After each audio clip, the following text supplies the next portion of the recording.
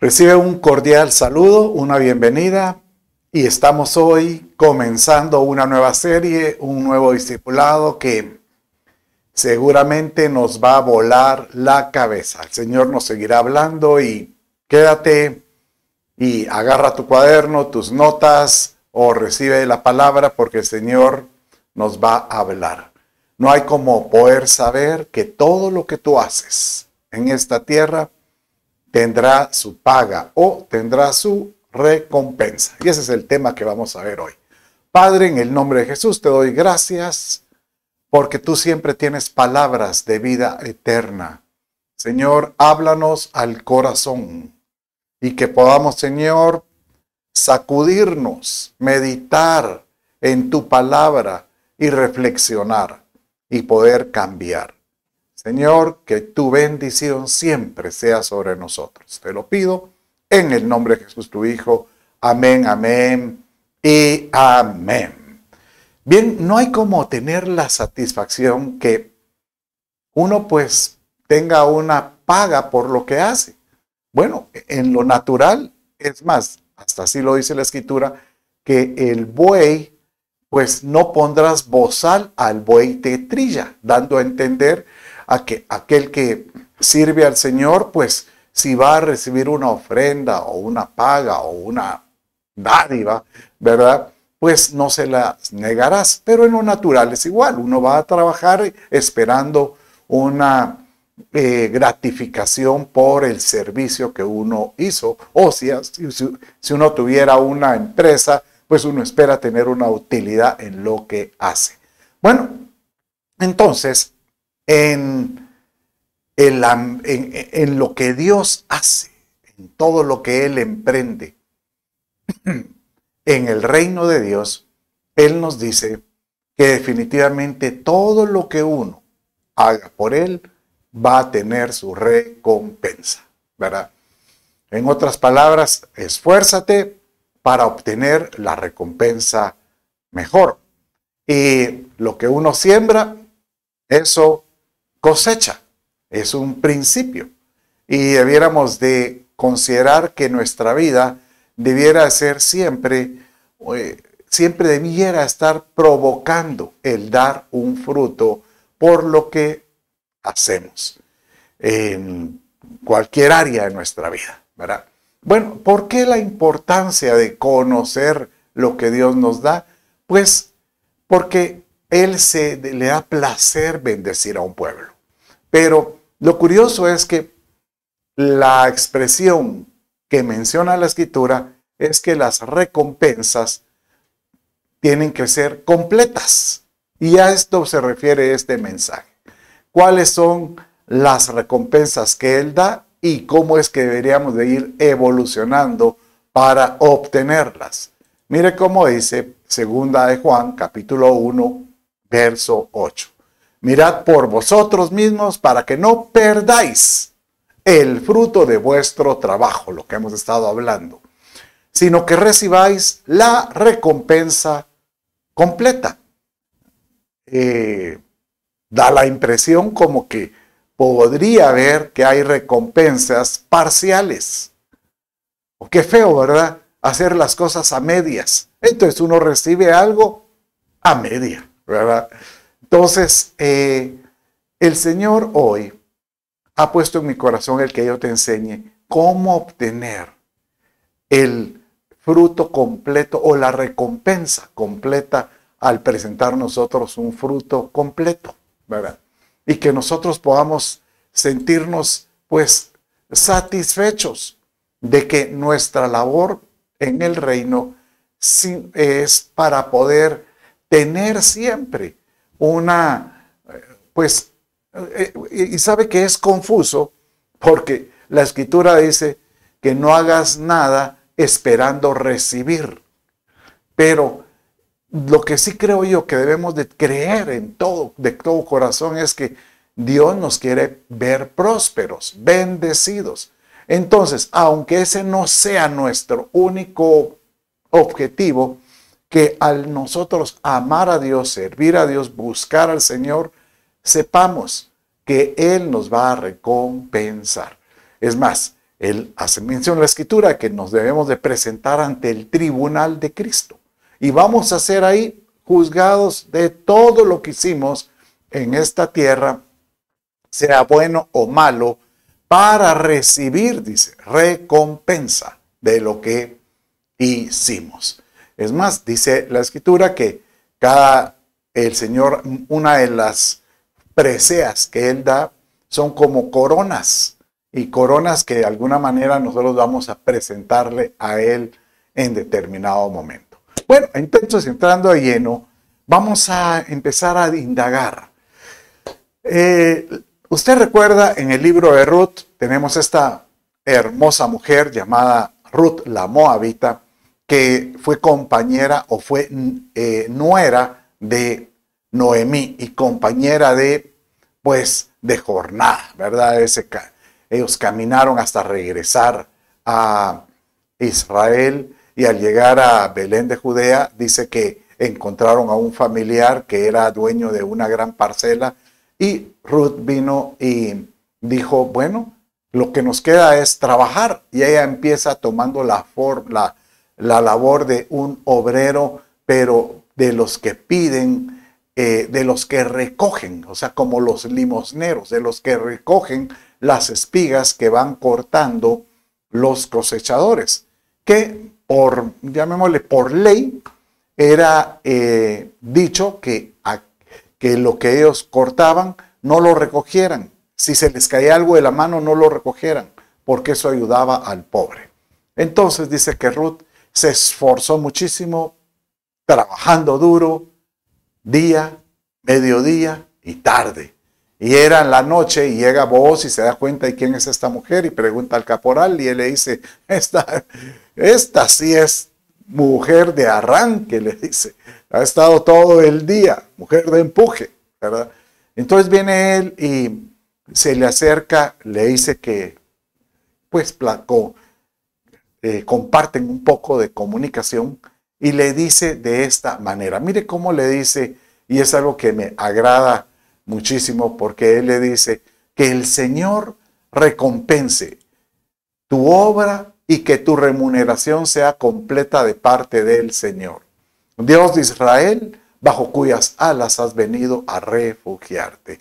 Y aquí hay un mensaje muy lindo, porque viéndolo por figura, Ruth es una figura de la iglesia, Booz es una figura de Jesucristo, y esta es una figura de cómo es que nosotros los gentiles, no siendo merecedores, porque Ruth era moabita, no era merecedora, tenemos la satisfacción, o tenemos la oportunidad de ser parte de ese enamoramiento hermoso que es con nuestro amado, nuestro Señor Jesucristo. Y dice que el Señor va a llegar un día y va a levantar esa iglesia para casarse con ella. Bueno, eso fue lo que pasó con Ruth, pero el amado le dice, el Señor recompense tu obra y tu remuneración sea completa. Entonces nuevamente encontramos que puede haber una remuneración incompleta, llamémosle de esta manera.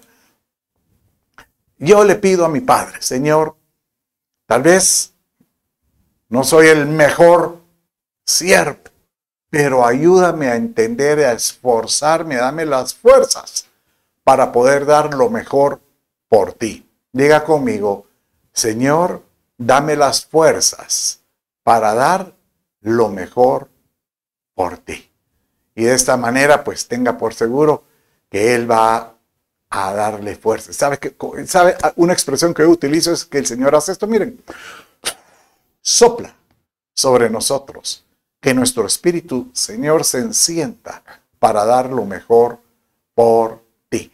Bueno, entonces, estudiando en la Escritura, como lo hago usualmente, recojo espigas, y he recogido una serie de versos donde habla de cómo es que ciertas gratificaciones o ciertos dones que Dios nos regala, habla de que debemos de pedirle a Dios que sean completos.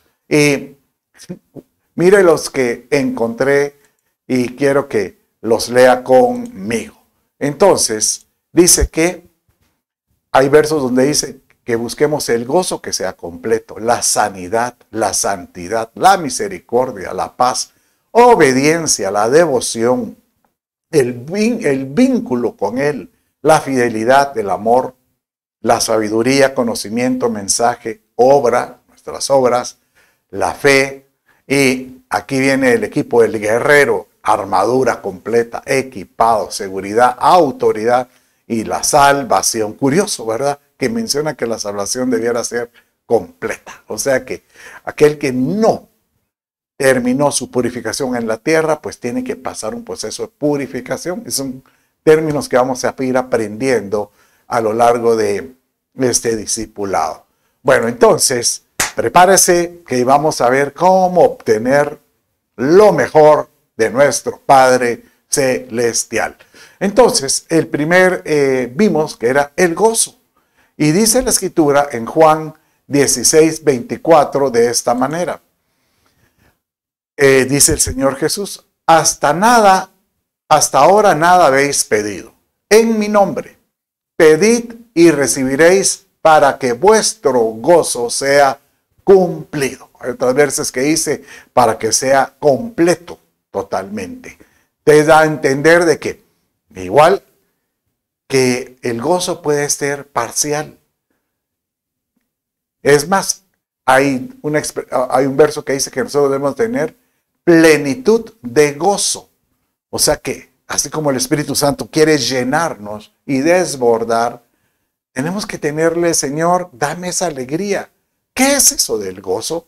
Bueno, el gozo es una figura que aparece en la Escritura que nos debería dar alegría, una realización, una satisfacción. No es que uno esté enojado todo el tiempo, no, pero que uno pueda sentirse satisfecho por lo que hace. En Nehemías, mire, cuando él les decía, cuando están edificando el muro, él les dijo, porque día santo es a nuestro Señor, no os entristezcáis, porque el gozo del Señor es vuestra fortaleza o vuestra fuerza.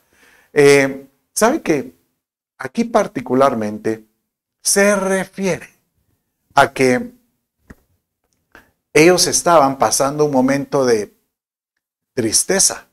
Y dice que para algunos religiosos era un lamento, pero un lamento, porque aquellos que conocieron el templo de Salomón con toda su gloria, era un templo majestuoso.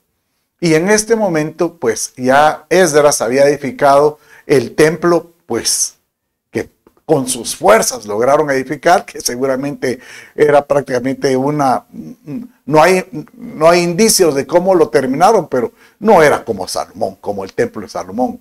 Entonces dice que cuando estaban edificando el muro alrededor, muchos lloraban y se lamentaban. Y al mismo tiempo sabían de que los enemigos estaban furiosos porque se estaba volviendo a edificar ese templo. Entonces el Señor les dice, no hombre, Nehemías les dice, no hombre, vamos, cambien su actitud. Porque si ustedes saben que Dios el Padre se está gozando, ese gozo de Él debería inyectarnos en nosotros como una fuerza. El gozo del Señor es nuestra fuerza. Recuerdo un canto de los cantos antiguos de antaño. El gozo del Señor.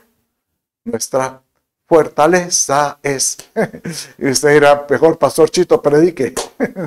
Pero sí, no hay cómo tener ese gozo. Es más, la Escritura dice que nosotros debemos de tener gozo continuamente. Y realmente uno dice, esto es un misterio, porque hay momentos cuando uno puede estar triste, claro, pero en medio de la tristeza debería haber esperanza. Y la esperanza no avergüenza. Dice Romanos, capítulo 14, verso 17, de esta manera. Léalo conmigo. Porque el reino de Dios no es comida ni bebida, sino justicia, paz y gozo en el Espíritu Santo. Curioso ahora, porque sin el Espíritu es muy difícil ser justificados, porque somos justificados en Cristo. No, sin el Espíritu no podemos tener paz y menos gozo, ¿verdad? Pero el reino de Dios debería manifestarse como justicia, paz y gozo. Por cierto, este es un verso que deberíamos de tener siempre en la punta de la lengua cuando te preguntan qué es el reino de Dios. Bueno, el reino de Dios es justicia, paz y gozo en el Espíritu Santo. También encontramos que el fruto del Espíritu Santo dice que son como nueve gajos, ¿verdad? Porque a veces dicen, no, son 9 frutos, no, son 9 gajos del fruto. Y dice que el tercero es el gozo, dice en Gálatas 5:22. Más el fruto del Espíritu es amor, gozo, paz, paciencia, benignidad, bondad, fidelidad, ¿verdad? Y templanza, ¿verdad? Dominio propio, ¿verdad?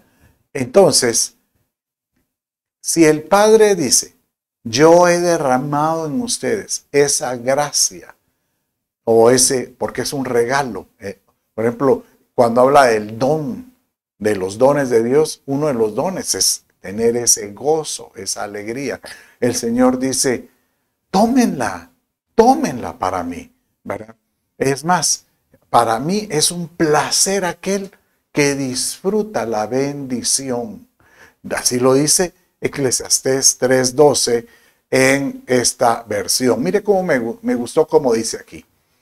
He comprendido que no hay otra dicha para el hombre que gozar y procurarse bienestar en su vida. Pues que el hombre coma, beba y se regale con él fruto de su trabajo es también don de Dios. El don de Dios es como un regalo, ¿verdad? No hay como decirle, Padre, es cierto que yo te sirvo, yo te bendigo, permite que pueda tener ese deleite de tu bondad, de tu bendición. No que sea ese mi objetivo, no, mi anhelo es ser útil para ti, pero las añadiduras deberían de darnos esa fortaleza al caminar. Sabes que es curioso porque uno podría decir, pero mire, pastor, usted no está atravesando los problemas que yo estoy atravesando.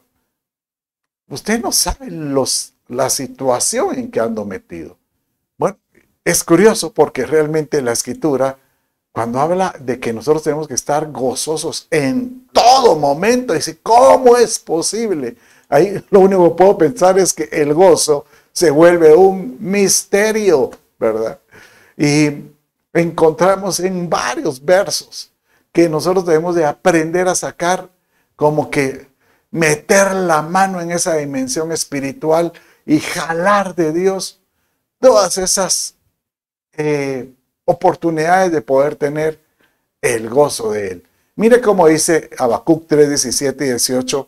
Este es un verso muy conocido. Dice aquí, aunque la higuera no eche brotes, ni haya fruto en las viñas, aunque falte el producto del olivo y los campos no produzcan alimento, aunque falten las ovejas del aprisco y no haya vacas en los establos, con todo, yo me alegraré en el Señor, me regocijaré en el Dios de mi salvación. Mire, esto es prácticamente un misterio, porque cuando aquí dice, cuando no hay una pérdida total, cuando prácticamente no hay que comer, cuando no hay con qué pagar, entonces el misterio es, saca de tu interior la esperanza que en medio de todo tú eres hijo de Dios y que el mismo Dios te va a recompensar. Entonces, ahí vamos a poder entender lo que dice Santiago 1, 2 y 4. Y dice de esta manera, tened por sumo gozo, hermanos míos, el que os halléis en diversas pruebas, sabiendo que la prueba de vuestra fe produce paciencia, y que la paciencia ha de tener su perfecto resultado. Entonces, en otras palabras, aquel que empieza a concebir la certeza que Dios responde en cualquier situación, ¿sabe qué sucede? Eso crea esperanza. Y la esperanza nos crea a nosotros, pues, solo la buena voluntad de saber, Él ya va a responder. Él ya va a responder. Él ya va a responder. Paciencia. Y tenga por seguro que tarde o temprano Él responde, ¿verdad? Y ahí lo dice, ¿verdad? Hasta que venga su respuesta. Qué lindo, ¿verdad? Encontrar que tenemos que pedir el gozo completo. Porque da a entender que algunos pueden tener el gozo incompleto. Bueno, sigamos viendo con otro de las particularidades de tener las bondades completas. Y vamos a ver ahora la sanidad. Dice Hechos, capítulo 3, 16, y esta fue una declaración que se habló sobre la sanidad del cojo que estaba sentado en la puerta de la Hermosa. Este cojo, por años, dice que él era cojo de nacimiento y saber desde qué edad lo pondrían ahí a recoger limosna. Él se acostumbró a recoger esa limosna.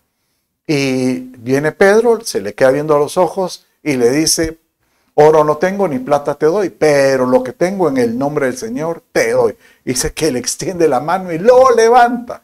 Y el Señor, él fue sano, dice que el cojo no lo esperaba, seguramente. Es curioso porque yo pienso que este cojo, él no deseaba ser sano. Porque cuántas veces pasaría ahí Jesús y seguramente cuando él pasaba, él dice, no, yo estoy feliz como estoy. Y tal vez se volteaba. Pero en este caso, Pedro, cuando el cojo le extiende la mano para pedirle limosna, en lugar de darle limosna, lo alza y le dice, toma tu fe. Y en ese momento el cojo como que se activa algo en él porque él viene y decide querer caminar. Y dice que empezó, imagínense, si era cojo de nacimiento, empieza a danzar, a alabar al Señor. Eso es impresionante, ¿verdad? Bueno, entonces, curiosamente podemos pensar que hay sanidades, como aquí dice, que a este le dio la completa sanidad, que pueden haber sanidades incompletas, por ejemplo. Y realmente sucede así. ¿Recuerda aquel pasaje cuando Jesús dice que se encuentran 10 leprosos? Y los 10 se acercan y él empiezan a clamar. Claman por la sanidad. Y dice que él sencillamente les dijo, vayan y preséntense al sacerdote y esperen. Y dice que conforme ellos iban caminando, conforme iban en el camino, iban recibiendo su sanidad. Y dice que uno de ellos, que no era judío, sino seguramente era samaritano, él vino y dice que él era, cuando vio su sanidad, él regresa con Jesús. Y es cuando Jesús dice, ¿y acaso no eran 10? Entonces él le dice, y aparte, tu fe te ha sanado. En otras versiones dice, tu fe te ha salvado. Bueno, pero aquí el mensaje es que él dice que conforme vayan con el sacerdote van a ir sanando. Y efectivamente eso fue lo que pasó. Yo creo que la sanidad uno la debe de creer de tal manera que uno pueda no solo esperar que Dios no haga las cosas incompletas, sino que por la fe vaya a ir uno mejorando.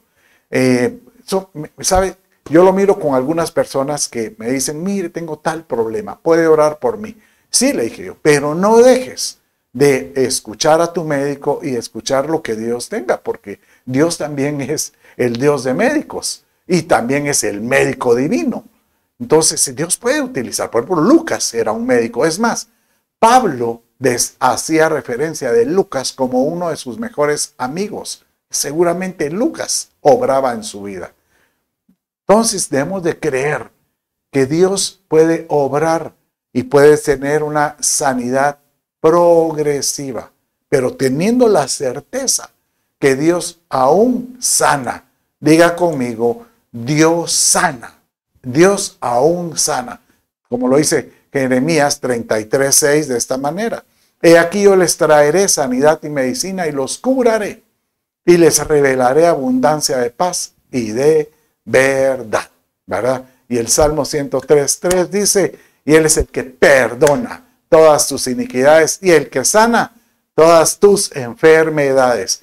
No te desalientes y sigue creyendo por tu sanidad, por la sanidad de tu ser querido o tu conocido, y lleva esa palabra diciéndole, no te desanimes, confía que el mismo Dios de paz puede traer sobre ti el soplo de vida, pero hay que mantenerse firmes creyendo.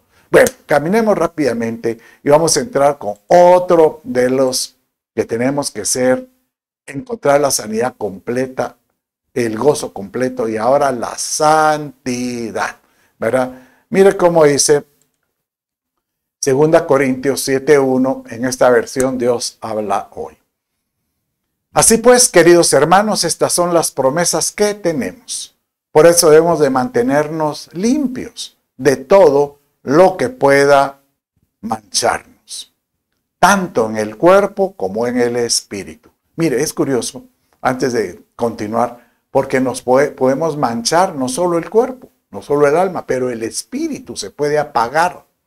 Y dice después, y en el temor de Dios procuremos alcanzar una completa santidad. ¿Sabe que cuando yo veo un verso como este tipo, entiendo yo por qué digo algunos que andan peleando y luchando por su santidad? Y es una guerra. Por supuesto que es una guerra. ¿Acaso no dice la escritura que nosotros tenemos que eliminar al hombre viejo dentro de nosotros? Y esto es lo que se le llama una batalla espiritual. Una batalla espiritual donde tenemos enemigos como el enemigo de nuestras almas, que él va a querer meternos zancadilla y provocar que volvamos a caer, Tenemos el enemigo de nuestra naturaleza carnal. Ahí están los deseos de los ojos, los deseos de la carne y la vanagloria de la vida, dice, y esos van a tratar de retrocedernos en nuestra convicción, hacernos que retrocedamos, y eso hace que algunos caigan y algunos pues le den la espalda al Señor. Por eso tenemos que decirle, Señor, ayúdanos a progresar en la santidad. Y uno de los clamores que podemos utilizar es decirle, Señor, tú mismo quieres que nosotros seamos santos, porque para podernos presentar delante de ti con una condición santa. Mire cómo dice 1 Tesalonicenses capítulo 5, verso 23. Y el mismo Dios de paz os santifique por completo, y que todo vuestro ser, espíritu, alma y cuerpo sea preservado. Y mire cómo dice, irreprensible para la venida de nuestro Señor Jesucristo. Irreprensible quiere decir que no haya reprensión. ¿Verdad? Yo me atreví una vez hablando con mi pastor, cuando él me dijo, ¿por qué le hablaste tan fuerte? Cuando estaba ministrando a alguien, confrontándole con su pecado. Pues porque yo le decía, porque yo en esa área me siento irreprensible. Entonces, si soy irreprensible, con autoridad le puedo decir, ve y deja ese mal manejo de fondos. Bueno, esa era una situación muy particular. Y él me decía, tienes razón, tenemos que ser todos irreprensibles. Tenemos que buscar examinarnos continuamente. ¿Qué áreas en nosotros tienen que ser presentadas en un altar y decirle, Señor, ayúdame, porque tenemos que ser honestos. Tengo debilidad en cierta área. Ayúdame, Señor, con lo que, por ejemplo, mis ojos oyen, lo que mi voz dice, lo que mis ojos miran, Señor, o lo que mis manos hacen, tocan. Ayúdame, Padre mío, a poder yo tener gobierno, tener dominio propio sobre estas áreas para poderme presentar delante de ti. ¿Por qué? Porque el mismo Padre dice que si lo quieres ver, tenemos que tener santidad. Así lo dice Hebreos capítulo 12, verso 14. Buscad la paz con todos y la santidad, sin la cual nadie, oye esto, nadie verá al Señor. Padre mío, que podamos tener ese deseo de santificarnos delante de ti y poder buscar, Señor, pues tener una aceptación para ti, ser aceptados para ti en todo momento. Bueno, vamos a ver, ya llevamos 3, gozo, ya vimos, ¿verdad? Una sanidad y una santidad.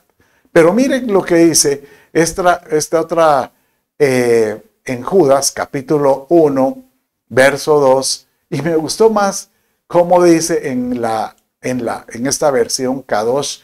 Pues bueno, aquí quiero yo también explicar algo, porque algunos dirán, mire pastor, ¿y por qué utiliza usted diferentes versiones? ¿Acaso no deberíamos tener solo una?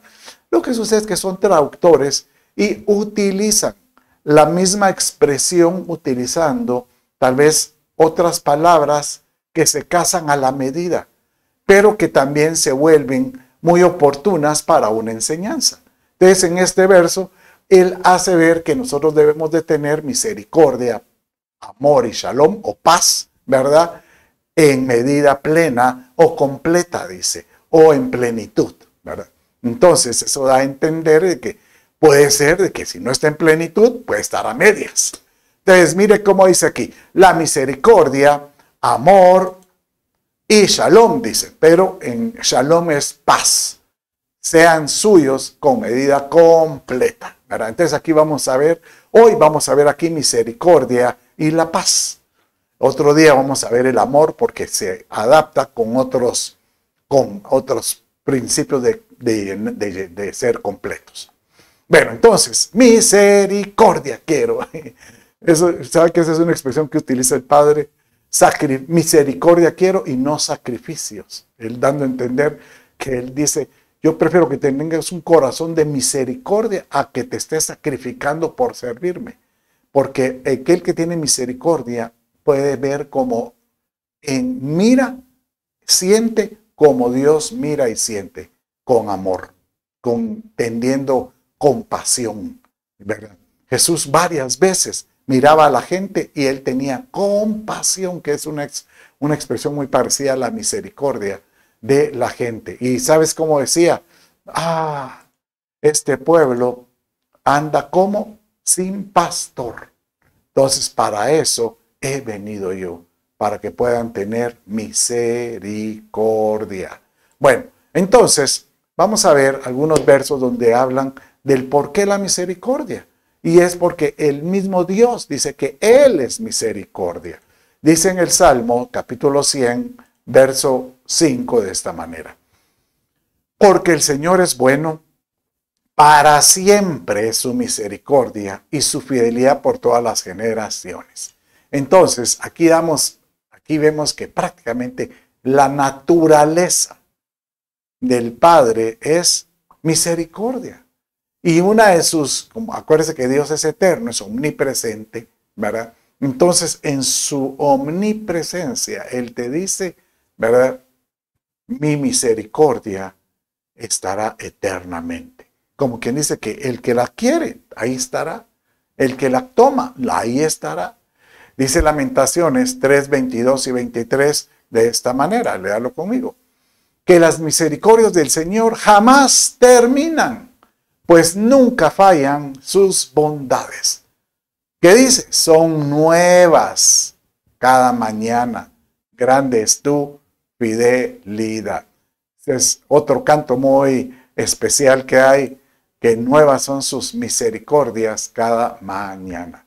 Que nosotros vamos, Señor, dame ese carácter como el tuyo y lléname de misericordia para que yo pueda, pues, si tú me das misericordia, como me la has mostrado, no mereciendo, tú me has dado cosas, ¿cómo no nosotros vamos a no tener misericordia por alguien más?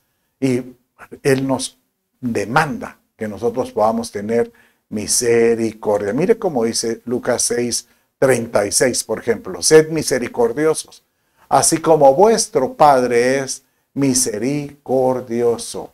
Mateo 5:7 dice, bienaventurados los misericordiosos, pues ellos recibirán misericordia.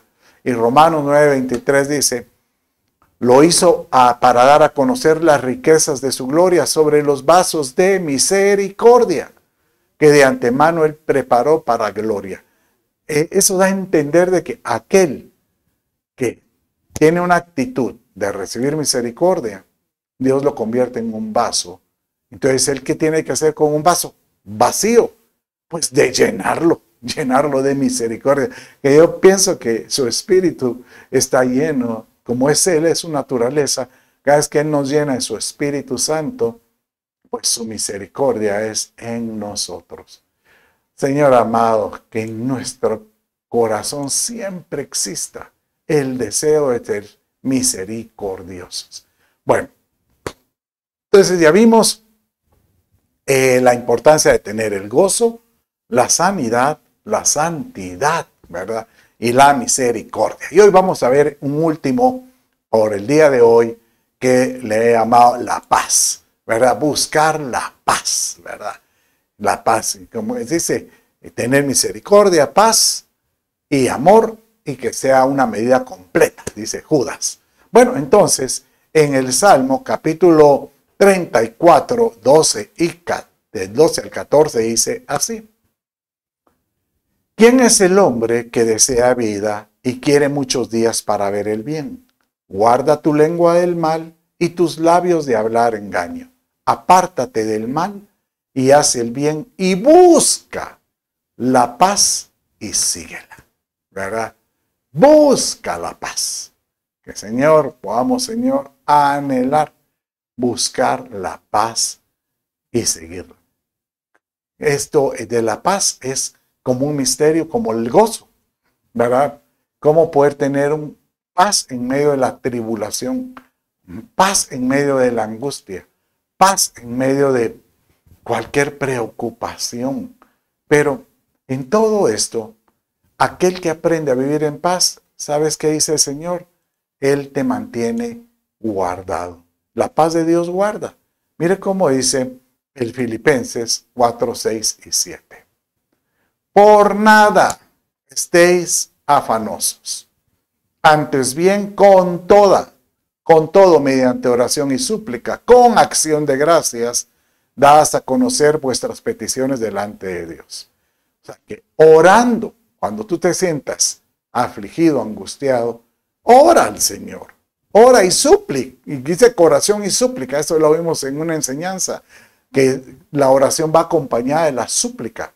Y dice entonces, y la paz de Dios que sobrepasa todo entendimiento. Mire, imagínense Jesús. Toda comprensión lógica, toda comprensión racional supera la paz que Dios manda porque llena el corazón. ¿Por qué? Porque guardará vuestros corazones y vuestras mentes en Cristo Jesús. Señor amado, que yo pueda, Señor, en todo momento buscar tu rostro, buscar tu presencia. Sobre todo, Padre mío, que yo pueda caminar con estos frutos que tú das. La paz es un fruto. Amor, gozo, paz, benignidad. Señor amado, que hoy nos anhelemos, deseemos ser completos en ti. Tener esa plenitud. Conforme llegamos a esa plenitud, podemos llegar a la estatura del varón perfecto. Conforme llegamos a esa plenitud, entendemos cómo obtener la naturaleza del Padre divina en nosotros.